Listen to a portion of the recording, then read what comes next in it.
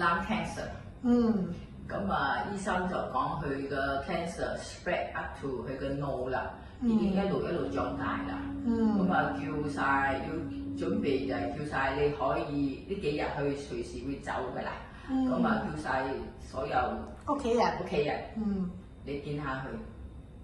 咁當時你先生都上咗去見佢啦，係咪？咁發生咩事啊？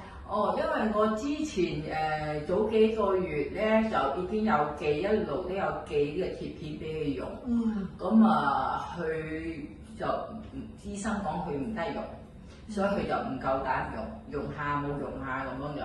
咁我先生就即刻手上有幾多就帶埋幾多，上到佢屋企去睇，完全好多係冇開過嘅。即係佢手上嗰啲拉威貼片全部冇開過嘅。冇開過。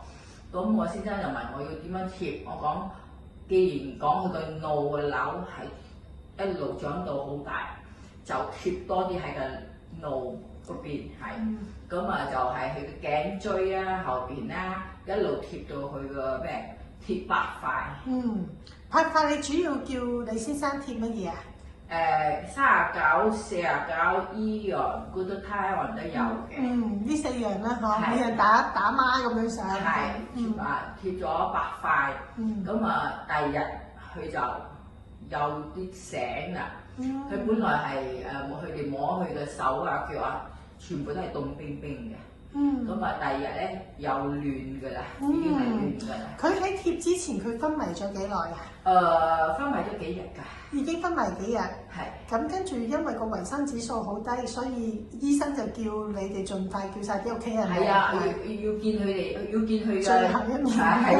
所以有啲親戚喺 other part of China 都飛入嚟睇下佢咯，嗰啲香港嗰啲親戚又飛入去咯，去睇佢咯。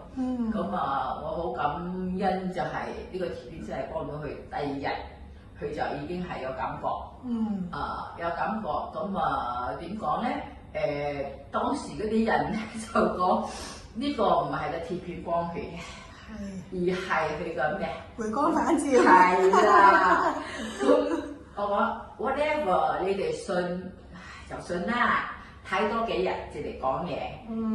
結果就每日8片 keep 住咁樣用。keep 住用咗1 week 咁咯。咁佢就可以識得喐啦，起身啦，揸住個輪椅扶住可以去廁所咧。哇！好感恩啊！係啊，我真係覺得好感恩。